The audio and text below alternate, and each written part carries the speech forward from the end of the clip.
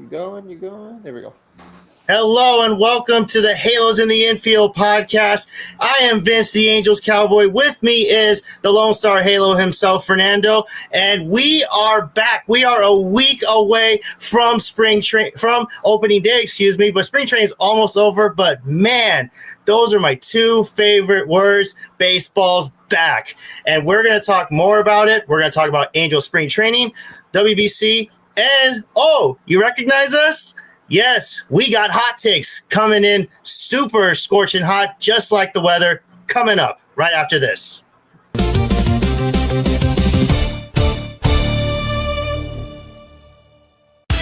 You are watching the Halos in the Infield podcast. From everything Halos to full series recaps to upcoming series projections for the fans, by the fans. Enjoy the show. Hey, howdy, hey, and welcome to this week's, really the first week's Halos in the Infield podcast. That is Vince, the Angels Cowboy. I am Fernando, the Lone Star Halo. Welcome back. We are back at it like a crack addict. Year 2, your boys are back. We are here to talk Angels baseball. We're here to give hot takes. We're here to do everything. We're here to have a good time, guys. We're here to talk Angels baseball. Why are we the Halos in the Infield podcast? Well, we decided, you know what? It's better to just have everything under the Halos in the Infield umbrella, right? That's what we are. We are Halos in the Infield, and we're going to stick to that. But rest assured, when you see Vince and I on the screen, there will be hot takes galore.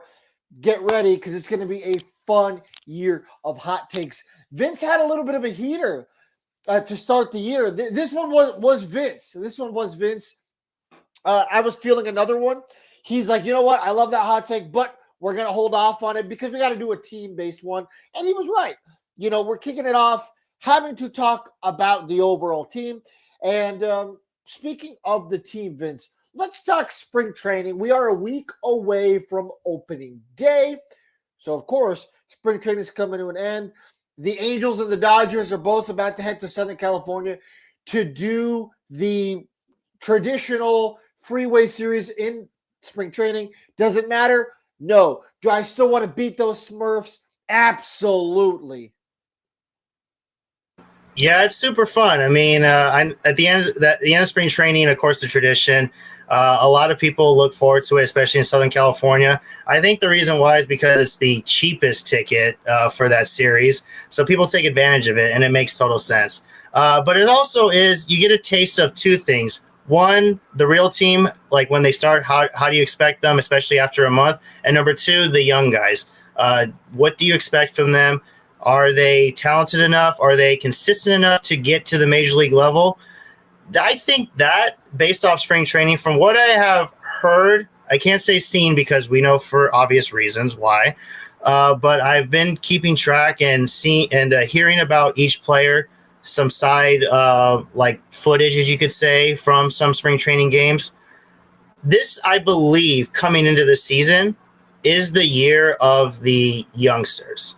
There's a lot of young talent that we have in the minor leagues right now. Obviously, there's a lot of talk about we don't have the best farm system. Everyone knows that. All 30 teams know we're not the best in farm system wise. However, if the development is better, hopefully, from last season to this season, things could change. There's been a lot of changes so far. Two names that kind of stood out to me on guys that got sent down. Am I a fan of? Yes and no. Who are those two names? It's Christian Moore and Kyron Paris. It hurt me just a little bit, especially Christian Moore, because Christian Moore, you and I, is probably one of our favorite young players right now. I know it's personal for Fernando because he heard Christian Moore's name at the draft in Texas. Of course, it means a lot. And then for me, Christian Moore is just a hardworking player who, when he got drafted, said with a lot of confidence, I'm ready to work. He has put in the work. But I think there are some people that are saying that he got rushed. Yes, maybe. But everyone's getting rushed here. Nolan Shawnoa got rushed. Zach Neto got rushed. And those are our top, I would say, of the core four, the top two names right now, because you could easily say Logan O'Hoppe, but after last year, he's got to earn that number 2 spot right now, at least in this season. But I believe the youngsters are going to come in. And when I was seeing that the youngsters were doing a lot of positive things, that gave me hope, because there's going to be times where the veterans are going to get injured. And guess what? The young guns have to shoot in, literally. Yeah, I'll always have a soft spot in my heart for Christian Moore. For anyone who might be new, might be stumbling upon the podcast, I was there in Fort Worth for the draft, as Vince had said. So if you look up, Christian Moore draft day, you'll see me. As soon as they announce him, it shows me, hey, Angels number 1. So forever, him and I are married in that moment, right? Anytime anyone ever looks up that highlight, for better or worse, you're going to see my face too. That's not to take away from his moment, right? His achievement. But my point is, if this guy completely flames out, has a terrible major league career, when you look up Christian Moore draft day, it's still going to be my face. So, yeah, of course I'm cheering for the guy. And he's a proven winner, right? He was a winner in college, won with Tennessee. So with that being said, I love the winning attitude that the guy brings. I think Vince was alluding to that. I know a lot of people on this network like the fact that he's just a pure gamer. And, I guess you can say the same thing about Kyron Paris. Sure, he hasn't won prior to his Angels career, but he had a very successful spring training last year. The hype and the buzz was all about, hey, he worked with Aaron Judge's batting coach. And that's all they were talking about in the telecast. Hey, why am I blanking on his name? Wayne Randazzo was telling Gooby about the whole Aaron Judge. He said, hey, yeah, Wayne, I did know that. Look at that launch angle.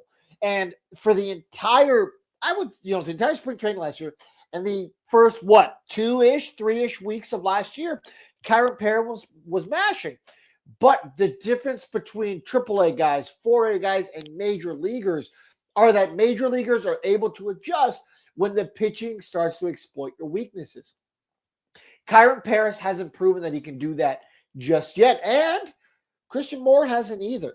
Now, he did get injured last year, and then he got, I don't want to say he got hot, but he got lukewarm, and then he ended up getting shut down again.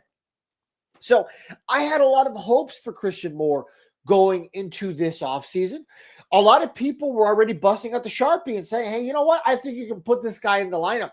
But unfortunately, didn't have a great spring. I don't have the numbers in front of me. I think he was batting like 175. I was right on the nose, batting 175, 233 on base percentage. And that's just not going to get it done at the major league level. So I wasn't surprised that Christian Moore got sent down.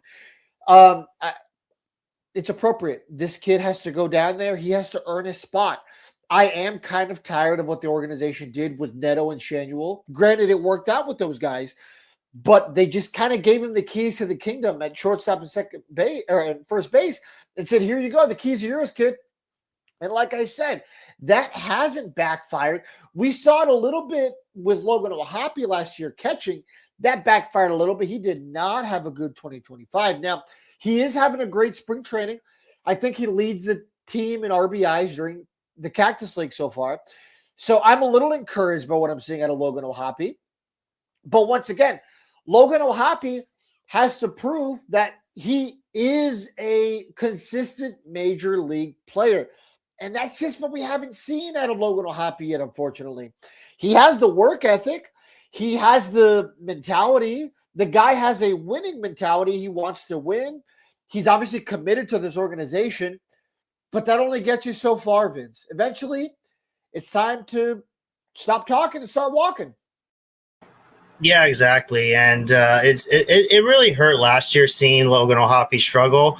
But I think there's going to be a lot more adjustments this season because of our new manager with Kurt Suzuki. Because Kurt Suzuki, of course, is a catcher. And then there's a lot of people forget this part about baseball. The best managers are catchers. like figuratively speaking, with the exception of some other other managers out there. Of course, the manager up the 5 freeway. I mean, he has a group of superstars. Does he really have to do anything? I mean, I just throw it out there. But you look at guys like AJ Hinch, with the exception of the cheating scandal with the Astros, former catcher. Of course, probably the greatest Angels manager of all time, Mike Scioscia, was a former catcher. And there's Bruce Bochy was a catcher. There's a lot of managers out there that are catchers, that played catchers in their respective careers. So that gave me a little bit of confidence with Kurt Suzuki. Of course, the downside is the experience. Where is it? But that's the new generation of managers right now, is you're not going to see many managers with experience as managers, maybe assistant coaches. That makes total sense. Like hitting coaches, bench coaches. I'm surprised there's one certain bench coach that hasn't got a managerial shot. That's Dino Evil. I mean, I'm surprised nobody has been calling for his name, because he can be a manager. I'm surprised we didn't make a call for him, but that's a whole different story. So going back, Kurt Suzuki, I hope he gives a lot of technique and a lot of pointers to Logan O'Hoppe on how to be a productive, not great, but productive catcher, because Kurt Suzuki was an above average catcher. He was good. He was a good hitter for sure. And then defensive wise, he knew how to work with pitchers for sure. And when he was in Oakland, he had Barry Zito and Tim Hudson for like the first half of his first like few seasons of his career. Of course, they were at the tail end of their careers, but Kurt Suzuki worked with them pretty well. And Oakland, of course, at the time in the 2000s when he was there, they were hard. They were a hard team to beat, because you remember the 2000s, the golden age of Angels baseball. Who were the two teams that always battled for the West? It was us and Oakland. And sometimes Seattle would get in the mix, but Seattle would have I think only had 1 year where they really scared us, and that was in 2007. But after that, it started to dwindle a little bit. But at the end of the day, with the exception of Logan O'Hoppe, there's other guys out there, like, of course, Noah Shonewell. I hear that his approach is changing a little bit, but at the same time, one thing I really do like about with this coaching staff is they're not forcing him to be a power hitter, because first basemen are supposed to be power hitters. That is it's like the kind of the unwritten rule of baseball. Like, if you're a first baseman, you must hit for power. Not necessarily. Noah Shonewell is an exception. You can tell by the way he takes his swings. You can tell by how he hits and his approach. The guy's not trying to go yard every single time. That's why he's one of my personal favorite players right now. Like, if I wanted to right now, I'd buy a Shonewell jersey, because I like his approach. He doesn't care about trying to tank 400 and something feet into the right field pavilion, where the Halo Boys are going to be a lot this year for sure. So I had to throw it out there. Shout out to them. You can play Vince out there a lot too. Oh, I'll be there. Yeah, this is the year that you're going to see me at every event that they're going to be there. It's going to be a movie this year. Last year was the trailer. But with Noah Shonewell, the way he's approaching, I like a lot. I rather have him hit for average and get on base, because the guy behind him for sure this year is going to be Mike Trout. And then the guy behind Mike Trout, who knows what it's going to be? It's up in the air for anybody. Could be Yoel Moncada at this point.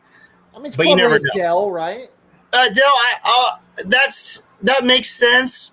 I could see him as a 4, but I think if he hits in the 4 spot, he's going to not get a lot of pitches. He's going to get pitched around a lot, because we all know history. 4 hitters do not, and I repeat, do not get good pitches to hit, because pitchers work backwards on these guys. So you never know. I mean, hey, I could be wrong, but history shows it's the toughest spot to hit in the lineup is the 4 spot.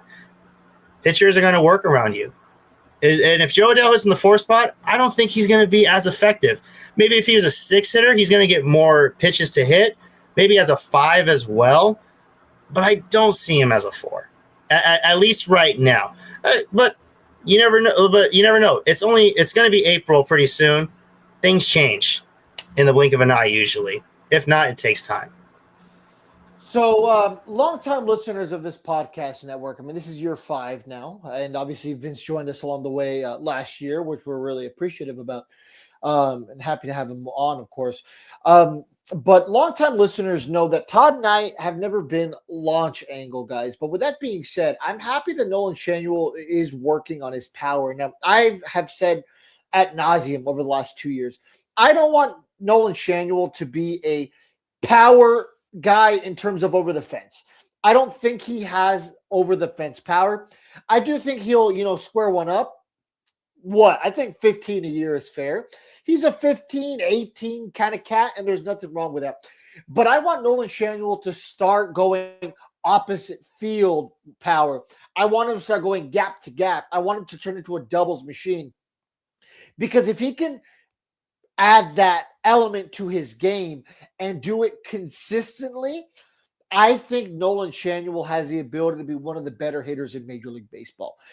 He's proven that he's very good at barreling the ball. He's proven that his barrel rate is good. His barrel speed is one of the worst in the league. So if he can get that barrel speed up, even to be a moderate major leaguer, I think he's going to have an incredible year. Nolan Shanuel is already one of those guys that it kind of belongs in the Island of Misfit Toys. I've seen him on many underrated lists. When people like, hey, this guy's the most underrated first baseman, second baseman, blah, blah, blah, blah, blah. Nolan Shanuel is commonly on that list for first baseman. So if he can add a little bit of productive power, once again, not over the fence power, but gap to gap power, start to get balls lost in those power alleys in some of these stadiums, Nolan Shanuel is going to be a great major league hitter. He's already a good major league hitter. I'm just waiting for him to take that next step, and I do think he could do that while his average stays where it is, while his on-base percentage stays good, because he is a great on-base machine. He's got a great eye up there. He doesn't go chasing very often. Always has good productive at-bats. Hardly ever gets beat up there. And I don't mean beat in terms of striking out. That's going to happen. But he never looks foolish up there. When number 17 was here, how often would you see him swing out of his shoes and his helmet would fly off? I mean, you still see it if you're watching the Smurfs play. But, very seldom does Nolan Shanuel ever look foolish up there. I like watching him play. I'm with you, Vince. He's one of my favorite players on the team. Very scrappy hitter is the best way to put it. And I love that style of baseball, that scrappiness. Well, let's not forget, he's also one of the hardest two-strike hitters to get out, because the approach, like I said, his approach is a lot different. He brings that old-school approach back to baseball, something that you don't see in today's game, obviously. You still see guys today that are trying to hit a home run with two strikes. Look, the old school way you got to two strikes, who cares if you go yard? The important thing is don't strike out and get on base. That is what needs to be going through your mind. Well, the first thing is to get on base. That should be first on your mind, because psychologically, every time you say don't strike out, you don't hear don't, you hear strikeout. That's something I learned in college, but that's a different topic, and that takes a while to talk about. But at the same time, two strikes, that's another thing I love. I love watching him with two strikes because he widens his stance, he chokes up on the bat, and he just stays short. I don't think he's ever hit a home run with two strikes in his career, which just goes to show that he knows the importance of, with two strikes, to get on base. He knows the importance of that, and we need more of that in today's game. But chicks dig the long ball. That's the unfortunate part about this generation. I think the Angels can bring back that old school baseball because they have a squad that can do that. Shawnuel is an example. Zach Neto is an example. Yeah, he can go yard, but he can also hit balls in the gap.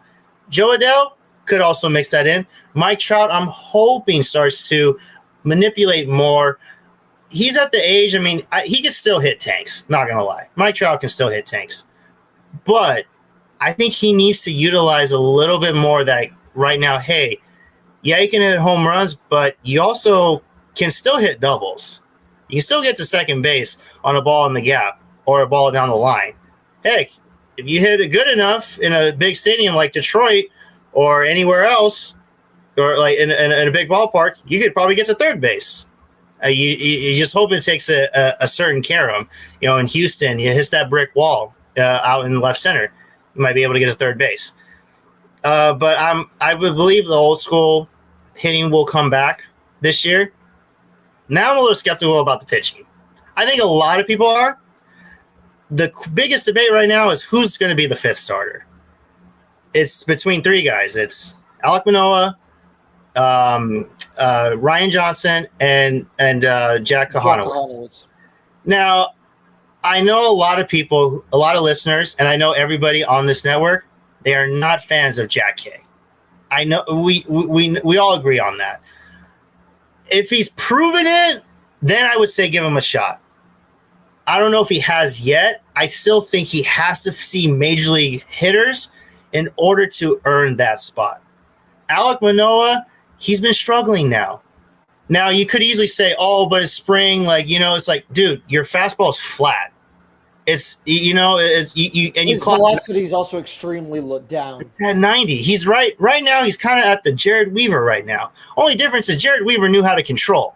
Okay? That's the big difference between Jared Weaver and Alek Manoah. Alek Manoah just has a flat fastball. He has to, if he wants to at least secure a spot in this rotation, he has to utilize off speed. If he has a slider, he's got to use it. He has a changeup, got to use it. Just any type of off speed, because that's when you get older. Once your velocity goes down, the only thing that can save your career is off speed.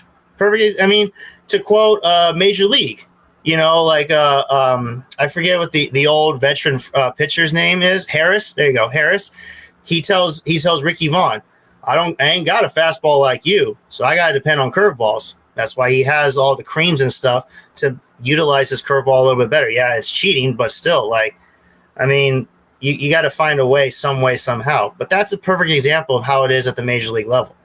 So if Alek Manoah, if he is to get a spot, he's probably at best a long reliever, maybe a guy they're going to use after your pitcher goes 5 innings, or even if they have a short leash, bring in Manoah. I don't think he's earned that number 5 spot, but the question is who does? So Alek Manoah, in my opinion, is definitely the no of that group. Ryan Johnson, still a young kid. He's 23 years old. In 5 games, he's got a 3.78 ERA. He's pitched 16 innings this spring. With that being said, I think Ryan Johnson should get a little bit more time to marinate and cook. I think he should start the year off in the minors, not because he's not having a solid spring. I think we can call it a solid spring. I want to have that feeling where the Angels have guys that we are excited about in the minor leagues who are just busting to get up. You know what I mean? Like the door is about to just get knocked down because you just can't deny that they are ready. When was the last time we legitimately had that piece that we're super excited about, who comes up, dominates, and we're like, hey, this is going to be our guy? I think Ryan Johnson could be a very good, I think number 3 in a rotation at the current moment is probably his ceiling. I don't see number 2 stuff. I don't see ace stuff. Could he develop into that guy? You never know, right? You never truly know. May I remind you guys, at some point, Jose Soriano was designated for assignment. We got him from another team. He was what people would call a nobody, right? He was a journeyman. Came over here. He was expected to be a bullpen piece. Ron Washington and company saw his stuff and said, no, this guy needs to be a starter. And he's been a very solid starter for the Angels. He's another guy that hasn't proven to be that guy yet. He's shown that he can be that guy, has very good stuff. Hey, you know what? He earned himself a big marquee in the front of Angel Stadium. His face is up there in one of those windows this year. Good for him. He got the opening day start. Good for him. I know Vince was a fan of the decision. It was we were talking about it in the Halos in the Infield Facebook Messenger group chat. I think everyone on our network wanted Jose Soriano. I can't think of a lot of guys who were like, yeah, Kikuchi. The only reason why I personally could have seen Kikuchi getting the job is if just to maybe light a fire underneath Jose Soriano's ass. Fortunately for us, Kurt Suzuki obviously thought he was ready. I think Soriano is ready. I do think he can be the guy at the front end of this rotation. I do think Ryan Johnson could join him there at some point this season. But I do want to see Ryan Johnson start the year off in the minors, preferably Double-A, in my opinion. I think pitching is a little easier in Double-A, and Triple-A obviously you have to deal with the elevation and stuff. So most teams and organizations leave their best pitching prospects in, low A, high A, or Double-A. If you're in the PCL, you typically don't want your best pitchers to go there. Messes with their head. The elevation's a little hard to adjust with. So with that being said, I think Jack Kohanowitz, in my opinion right now, is the number 5 starter. I know how terrible of a year he had, but he's had a pretty solid spring. I think because we have a guru at pitching coach. I know there's a lot of people out there that are not fans of like the statements of, oh, Mike Maddox is going to change this pitching staff. I mean, I understand because where they're coming from, because it doesn't happen like overnight. I get it. It's like if you have a great, I think he's one of the greats, a great pitching coach in Mike Maddox.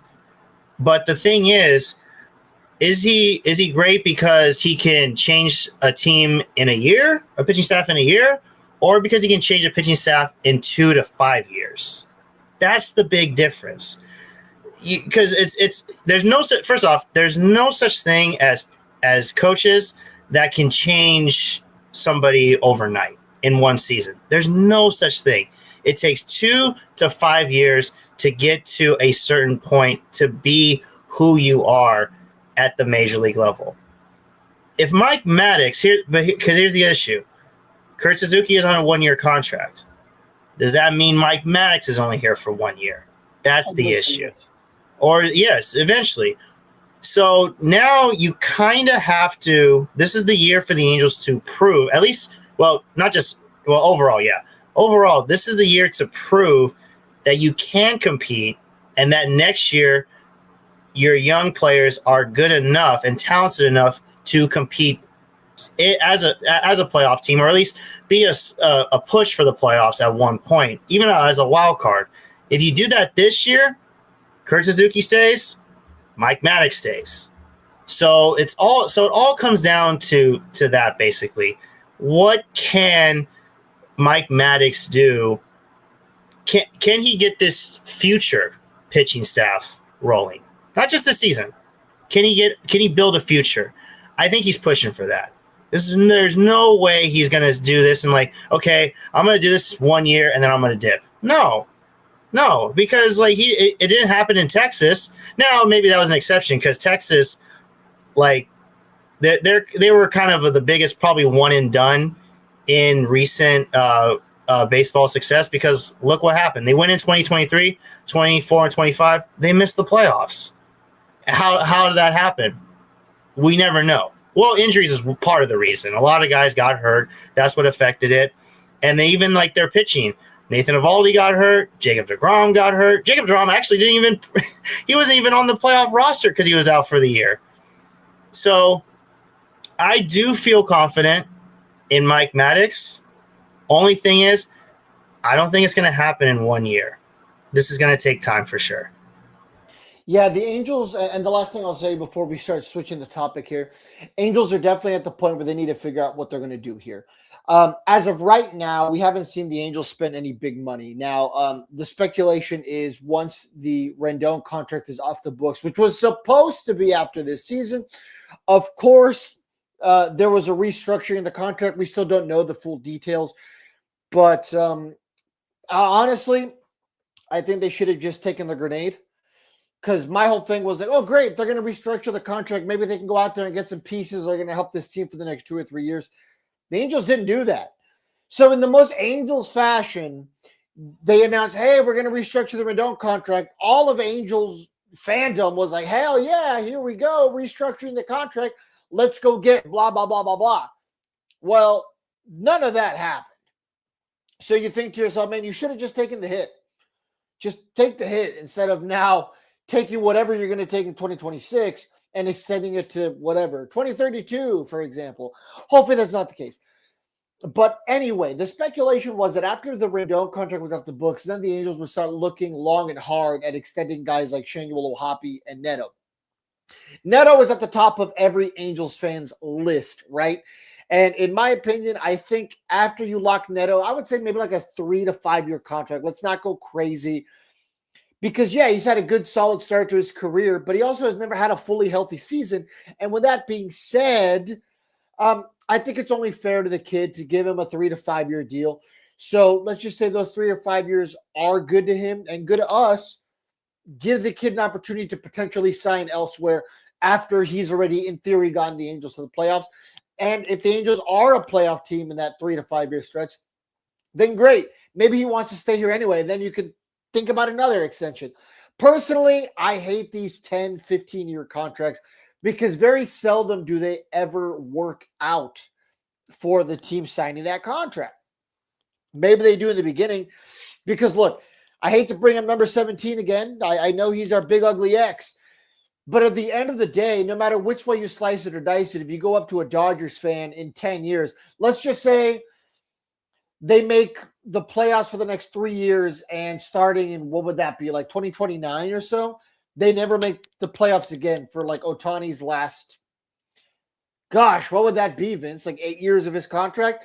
If you go up to a Dodgers fan and say, hey, you won 2 World Series, made the playoffs like 5 times, was that Ohtani's, Betts, Freeman, everyone's contract worth it? They're going to say yes, of course.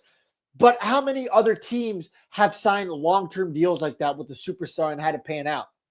I'm looking at you, Mets. I'm looking at you, Padres. It hasn't worked out yet. I mean, is there a chance that the Juan Soto deal works out for the Mets? Sure. Is there a deal the Tatis deal works out for the Padres? Yes, there's a chance, but it hasn't panned out yet.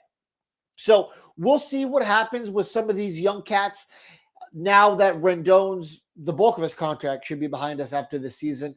I'm hoping it leads to guys like Neto, Soriano, Shanuel getting deals. But time will tell. You definitely got to figure out what you're going to do with these guys soon, though, because if the Angels have another horrendous year and we're going into 2027, hopefully there's no lockout. And if it is, hopefully it's a short one like it was in 2021. But hopefully we have a little bit of a better idea of what we're doing, because if it's the same song and dance in 2027, you only have Neto for what, like 2 more years after that? At that point, guys, it might be time to consider trading the guy for prospects, because I don't want what happened to Ohtani to happen again, where we're sitting on our hands and knees waiting for the Angels to do something. He walks away, gets paid somewhere else, and we're left with a middle finger. That's what I don't want for our Angels.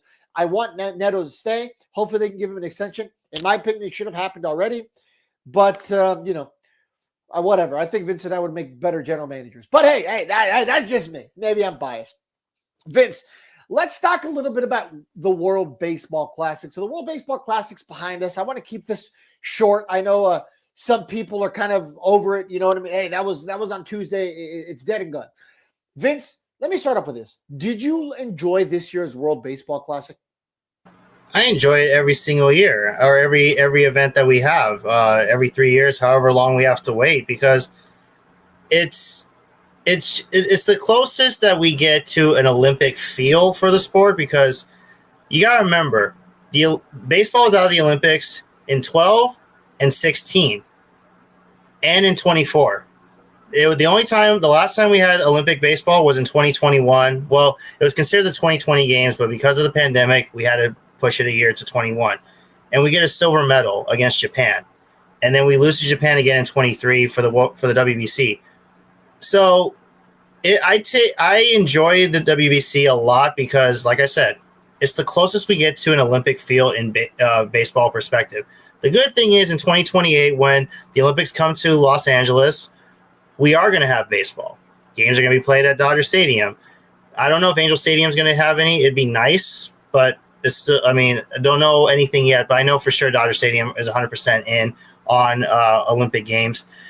So, yeah, I enjoy every moment of it. I do wish that there was a certain player. I think we all wish there was a certain player that was on Team USA that probably could have added some more spark to the team, because I want to quote Dominic, who is on this network here and there. He made a good point.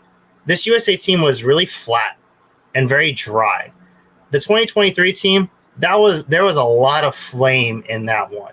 Because think about who was on that team. It was Mike Trout, of course. You had Bryce Harper on that team. Or not Bryce Harper, I'm sorry. Trey Turner. Kyle Schwarber was on that team. Jeff McNeil. Mookie Betts. We had dogs like that. And the saying of that USA team was all in. And that team was all in. Now, can you imagine if we did have Harper in the lineup and we had Judge? Can you imagine having Trout in center, Judge in right, Harper at first, and then a Turner again at short? Oh my goodness! Like, it would have. I think we probably could have beat Japan in that championship game for sure. But yeah, what Dom said, in our group chat, he had a lot of good points. The USA was dry, but also MLB probably hurt us because of the whole restrictions that a lot of teams are coming in saying, don't throw our guy because of this. You know, with the whole Tarek Skubal dilemma, the soap opera that was going on there, it just made everything worse. With the more details you hear from that, the worse it just gets. You got Paul Skeens in there who reps his country more than anybody in Major League Baseball. It just hurt to see that loss against Venezuela. But if you look at both dugouts and both tones of the team, Venezuela looked like they wanted it more than we did. And it's unfortunate to say that. I hope that in 2029, it's a little bit better.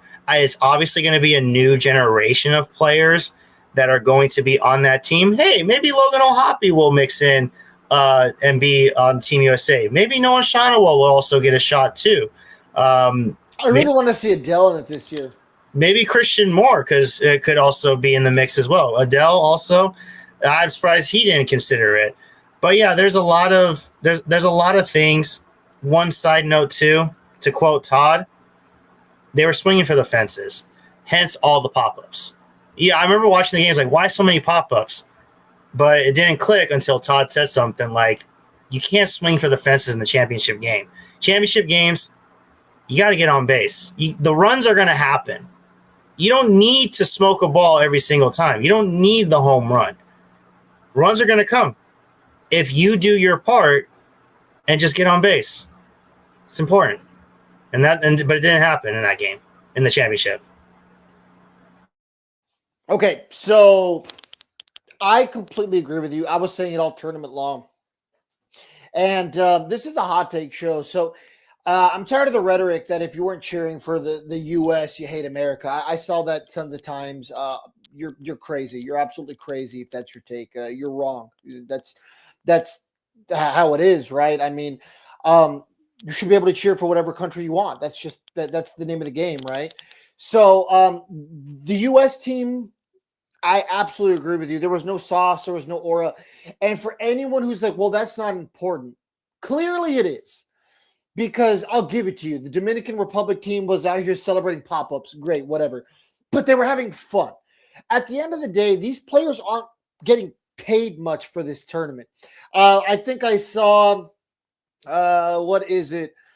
On average, most players just for playing get about $50,000. For you and I, $50,000, hey, I mean, that's not life-changing money, of course. But, hey, I mean, that's not a bad chunk of change for 2 weeks, potentially. I mean, 2 weeks if all goes well, there's a very good chance you're only playing for a week. So $50,000 for a week's work, hey, that's not bad at all. But for most of these guys, for Bryce Harper, think he gives a damn about $50,000? No. Some of these guys from the Czech Republic who, or Team Brazil, who respectfully to those teams are absolutely at the bottom of the totem pole here. Maybe $50,000 is a difference for them. Or that 17-year-old kid who is pitching for Brazil. Hey, man, $50,000. This guy's going to have a great prom night. But the point is, that's not going to attract a lot of guys to play for Team USA, right? That's why you have a situation like Tarek Skubal. Maybe I'm wrong. Let me know in the comments if I'm a genius or a jackass. But Tarek Skubal, lost respect for that guy, man. If you're going to only pitch in one game, so be it. But did you have to burn your one game, let alone your 4 innings against Great Britain? Really? You couldn't have given us a quarterfinal game because we didn't need Skubal or Skeens to get out of the pool play. Maybe I'm wrong. I mean, Mark DeRosa already thought they had it in the bag. That's another thing, Vince. Mark DeRosa. I better never see this man near a major league clubhouse. Okay? I think he's a terrible manager. Back-to-back, I almost said World Series, back-to-back World Baseball Classics. I think he's proven that he just doesn't have the goods to get it done. If Mark DeRosa was the manager of the Angels, I'd be pissed. Not a winner.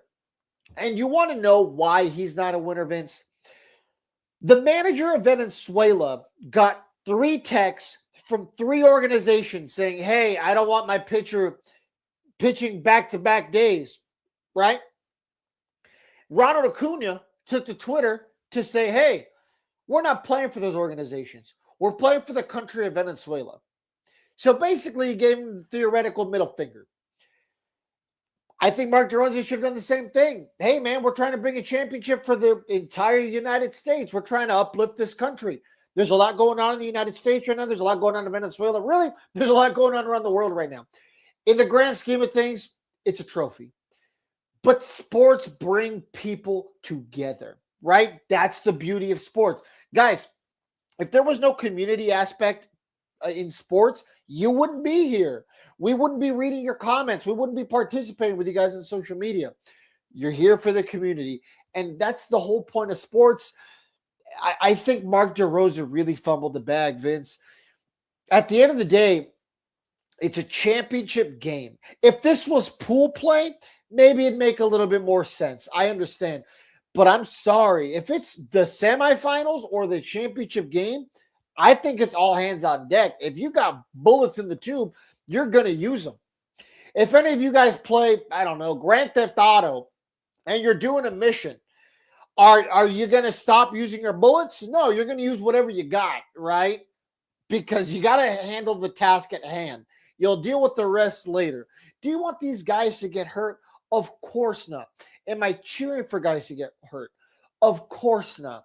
But is Mason Miller throwing 20 pitches in a tie game in the 9th inning going to give this guy Tommy John? Statistically, probably not. Now, I understand if we're in August and you're a Padres fan and you get the bad news that Mason Miller is going to get Tommy John surgery, and Padres fans, I'm knocking on wood for you. I don't know if you can hear that, Padres fans. I'm not cheering for it. But naturally, yeah, I get it. Your mind's going to start to wander to, well, maybe if he didn't throw those 20 pitches in the World Baseball Classic, he wouldn't have gotten hurt. But you can't live your life like that, Vince. You got to play all hands on deck. Am I crazy? No, I mean, I get the point, though, because it's like, what was the point of having those big stars if you're not going to use them in championship situations? Like, they're there for a reason, all right? Mike Trout was there for a reason, so he can get an opportunity to have a championship feel. You know, Jaron Judge was there for a reason this past year. Bryce Harper was there for a reason. Because and the another thing I noticed, too, a lot of these guys on this USA team, how many of them have won something? The only guy I can name, Will Smith. Will Smith's got 3 championship rings with the Dodgers. But look at the rest of the roster. Cal Raleigh, never tasted the World Series. Bryce Harper tasted the World Series. Did he win it? No, but he has a taste of it. Kyle Schwarber, World Championship. So, yeah, 2 guys, 2 big names that have won on that roster.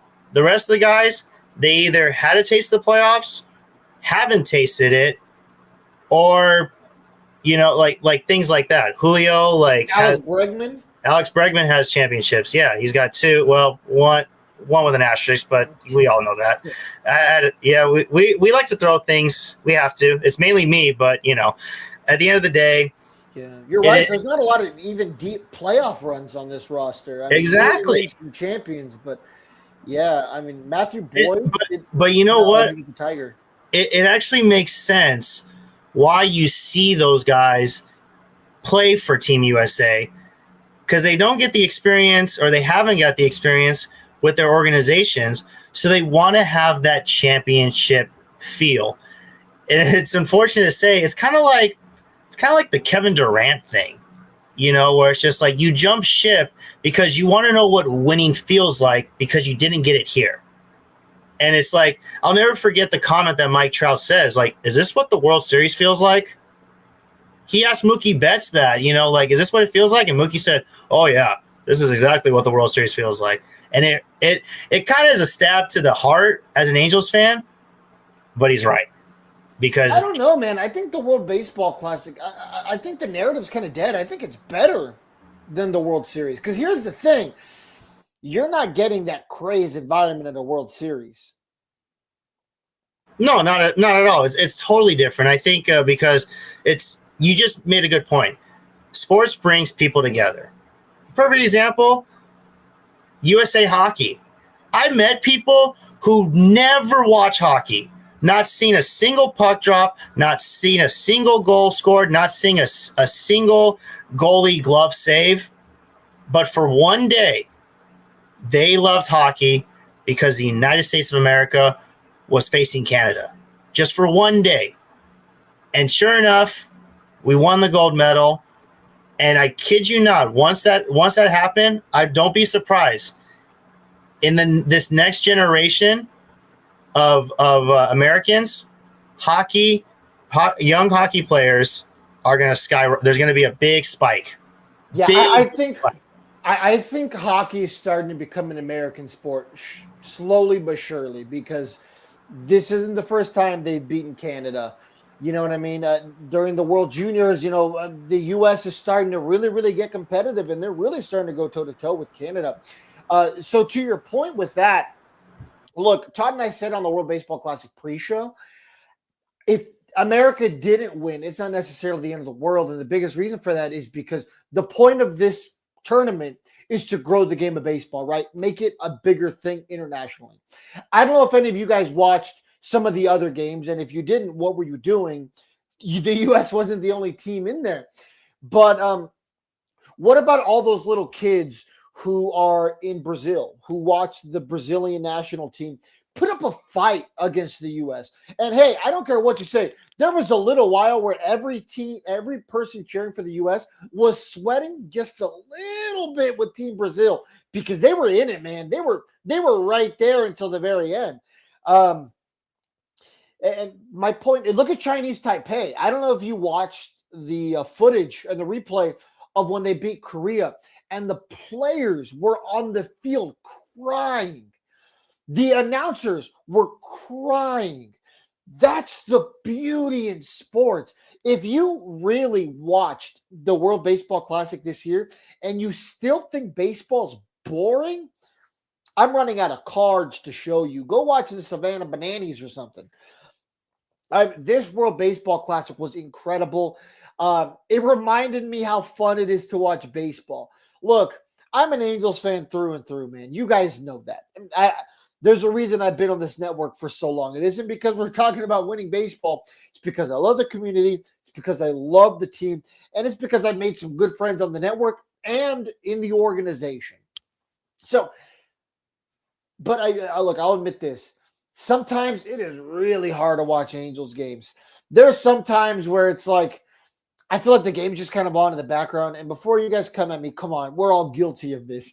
You know what I mean? Like I'm making dinner or whatever. Next thing you know, I start doing other things. It's like 6 innings of the game's over. The Angels are losing like 5-0. And it's like, oh, I'm going to go to bed. But man, during the World Baseball Classic, Vince, for almost every game I watched, I was glued to the TV, man. You couldn't get me off the TV. I can say it now because we're done. The drive's over. We drove down to Houston for Mexico versus Great Britain. And then we had to drive to El Paso, which is like a 9-hour drive. We drove, I think, about 5.5 hours, stayed in a town called like Ozona, something like that. And I was watching the World Baseball Classic the entire time while driving. I had it on the mount, and there to El Paso, back home, I was watching the World Baseball Classic, just like 5-6 different games. And man, oh man, I was glued the entire time. What a great tournament. So good for baseball. Reminds me of everything beautiful about this sport. Congratulations to all the countries out there. The viewership was off the charts. The ticket sales were through the roof. I think the Dominican Republic versus the U.S. is the most watched baseball game of all time, if I saw correctly. Yeah, man, the ratings were great. They were there. I don't give Rob Manfred a lot of credit because I don't like the guy, but I will say, Rob Manfred, good job. Great tournament. I can't wait for the next one. And there's speculation that the next one's going to be played in July. Just saw a tweet right now about it. Rob Manfred loves the idea of having the tournament in July, having the players take about 2 weeks off. I love it too. I think it would be a lot better because summertime, it gives the kids more opportunities to be able to go to the games, because in March it's tough. Everyone's in school, and then, I mean, there's some spring break, but not everybody has the same spring break. I think July would be nice. The weather is a little bit better. Unfortunately, if you're in Miami or Texas, good luck. But the good thing is there's domes.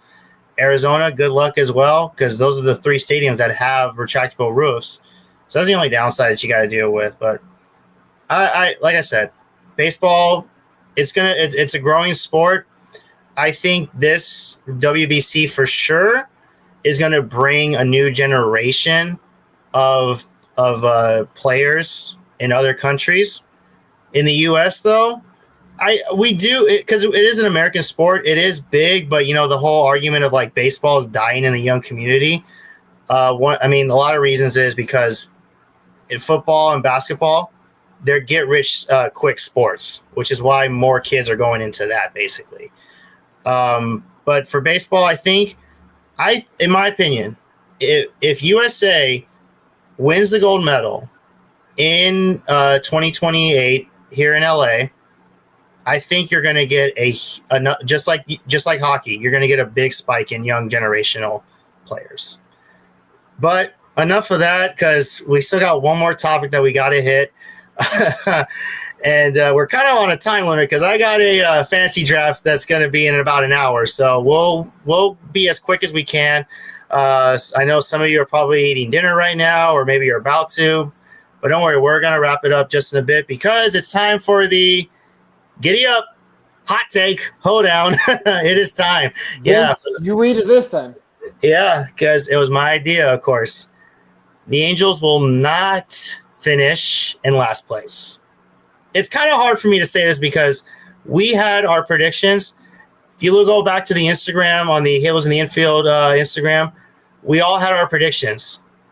I would say 90% of us said the Angels were in last place. Guilty. The guy next to me is guilty too. Was Todd the only one that said third place? Yeah. he maybe he partook in the ganja that day or something. Probably. Yeah. So I'll make this brief. It's obvious to say last play they will finish last because this is not. It's just on paper. It doesn't look like a good team on paper. However, why I think they would sneak their way out of the cellar and maybe finish fourth, at best third, like Todd said, but on average fourth. This is when I go back to the conversation of the young players. When the young players get their opportunities, which you're going to see a lot of them probably in June, July, because you want to wait a little longer for rookies to get called up because of the year control, because for the contract control. So, like, if you see guys like Bremer or Klassen, I think I said his name right, or Klassen, the other, okay, yeah. So those two, which are our big top pitching prospects, don't be surprised if those two get called up in June or July because of the control. So we can have them for that extra year. They're not going to be April call-ups. They're not going to be May call-ups. June at best, July at the latest, I would say, or better yet, September. But you never know because everybody's different, and the Angels organization is so unpredictable. when it comes to prospects getting called up. I think with the young talent that we have, if they find a spark and a little bit of a fire, they can win games.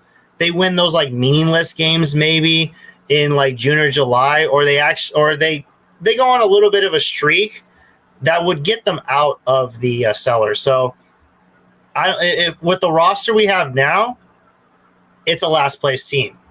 But I think once again, with call-ups and AAA, maybe some of the AA guys, and the baby Angels, then that most likely is a fourth place finishing team. All right, so I don't want to dive too much into the roster because we kind of did that a lot with the first segment. But I do want to piggyback off of what you'd said. I think the ceiling for this team could be a third place finish.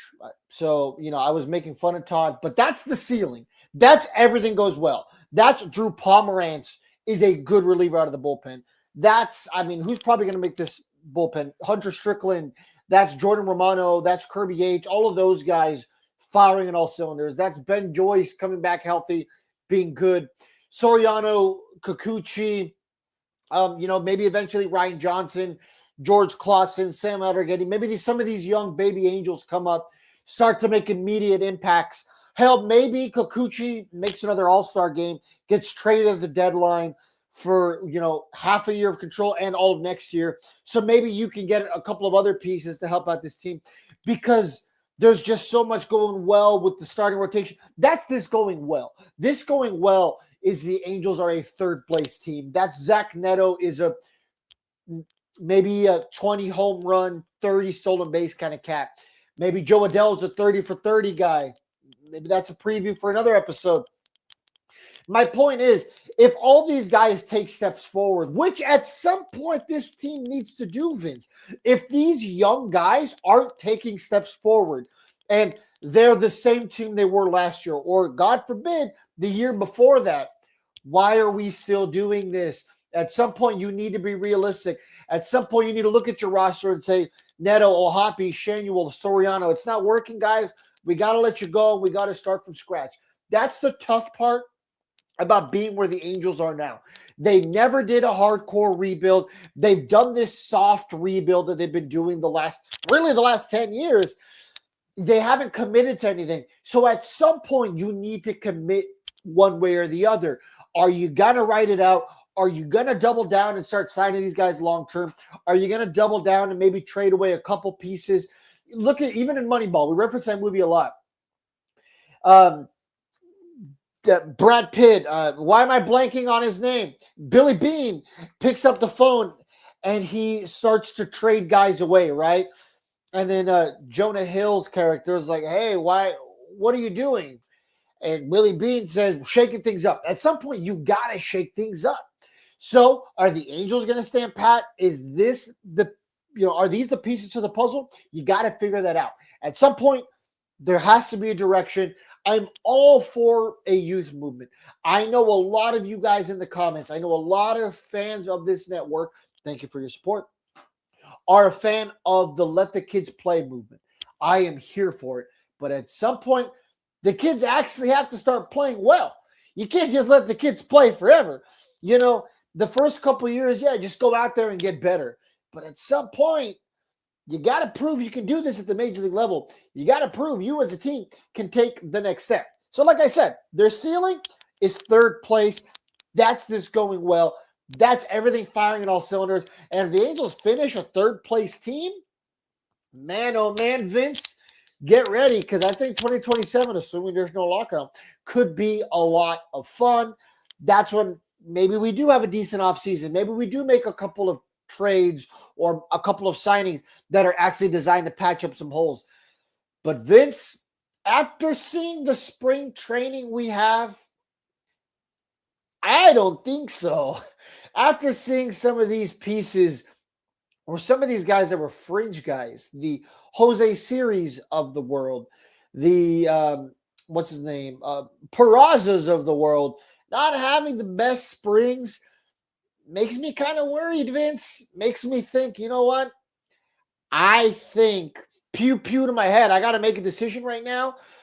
or the bad guys are going to get me. Unfortunately, I think this is a fifth-place team currently. I hope I'm wrong. I've been wrong before. I'm praying to the baseball gods that I'm wrong again because, boy, oh boy, do I want to see some meaningful baseball down the stretch. Yeah, we all do. And I actually was going to say, to quote, you said that it's a soft rebuild. Honestly, it's not even a rebuild. You know what I call this? A remodel.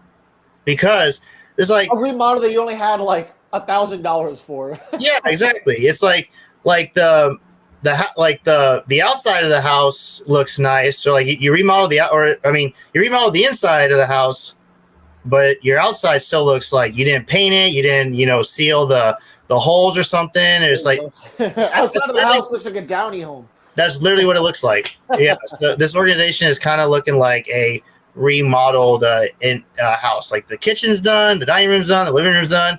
Yeah, but did you fix the outside, the foundation? No. It's like, well, you should have.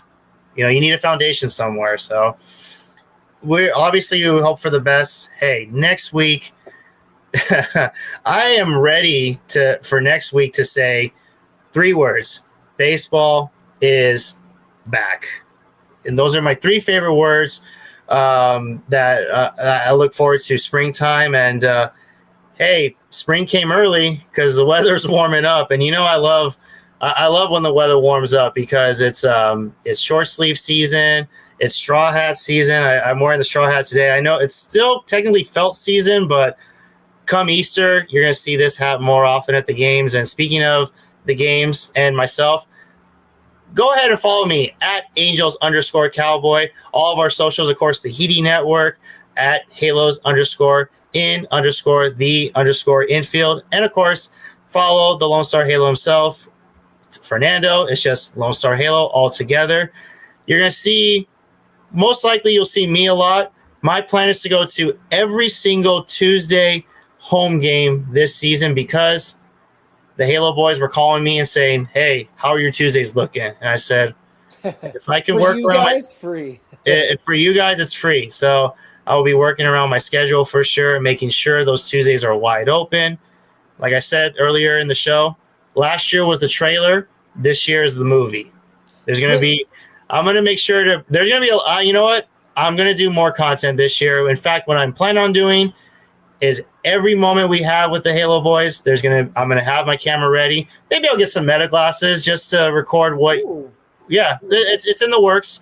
But yeah, I will be doing more of that. I'll also be doing more of my trivia shows because people are asking for those. Like, can we get more rapid fire Cowboy questions? Don't worry, it's getting there. Of course, Stagecoach is going to be coming up soon. There's a lot going on in April. And it's I can't wait. I just can't wait. Here we go. I got to give you this, Vince. So there is Brandon Nimmo obviously just got traded to the Texas Rangers. I was looking through the Rangers promotions because I live like 20 minutes from the stadium, so I do go to quite a bit Rangers games. Obviously, I go to almost every Angels game there. I think I only missed one last year, but they have a Brandon Nimmo bull riding bobblehead, and I saw that and I immediately thought about you. I was like, man, oh man. Could you imagine if they had like something fun, like a Zach Neto bull riding bobblehead or something like that? Especially for like Country Weekend. That's such a layup. They have Country Weekend, folks. Not Angels anymore. Run off it. No, not anymore, damn it. Yeah, the Angels don't do it anymore, unfortunately. They did last year, right? No, 2 years ago. Last year was the first year they didn't do it. Okay, all right. Well, they were doing Country Weekends. Obviously, I don't live out there anymore, guys, so I don't get it. Pay as much attention to the promotions. No, you would know if it was Country Weekend because I would have said something. That's fair. I would have done a whole video about it and a whole everything. So that's fair. So let me tell you. So let's close with this last question I got for you, Vince. So opening day is a week from today. Give me what you think roughly Jose Soriano's line will be on opening day. How many innings pitched? How many earned runs and how many Ks? 6 innings, 2 earned runs, and 7 Ks. Okay, I think he does 6 innings, 7 Ks, and I think 4 runs, only 3 of them's earned. I think it's going to be something like that. Because it is opening day, so you know what I mean? You're still going to be getting the kinks out. But I will say this. I do think the Angels will win. It's going to be like – I think it's going to be like 8-6 or something like that. I think it's going to be a slugfest.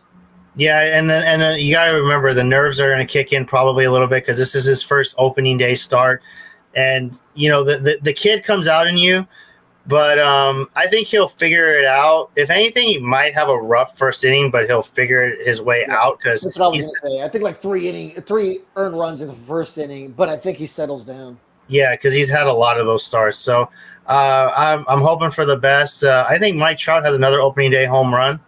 That's another bold prediction, and so I'm looking forward to it. Unfortunately, due to unforeseen circumstances, I was trying to go to Houston this year. Not going to happen, but I do hope one day I will make a trip to Arlington because I want to see the new stadium, and I also want to experience the Stockyards in Fort Worth because I want to go dancing. If you know me by now. Am I invited? Yeah. There you go. Yeah, we'll make a weekend or a week out of it. I'll save up on vacation days. There you go. Catch Vince and I at Billy Bob's, the world's largest honky tonk. There you go. But last thing I'll leave you guys with: 714 tickets. Use code HITI HITI at checkout off their already good rates. The price you see is the price you pay. There's no hidden fees like some of the other guys. But remember, HITI gets you 10% off. That works for more than just Angels tickets. I've used it for wrestling events. I know a lot of people here use it for Ducks events too. You can use it for football. I use it for World Baseball Classic tickets. So chances are, if you want a ticket, 714 tickets has you covered. And not only do you get 10% off, you get 5% back in future purchases. Guys, you're not going to beat that. It's one of the only codes out there you can use again and again and again. Just like a Butter Park Gigolo, it keeps on going. So use and abuse that code. We appreciate it. Mezzo's Wings, they've always got some good stuff going on over there. Give them a follow.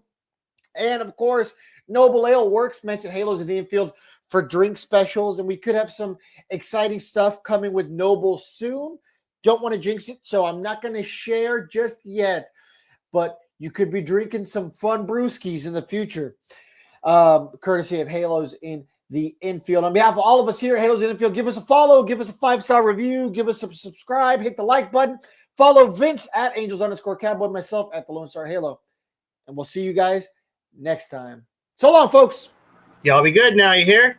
Thank you all for watching the Halos in the Infield podcast.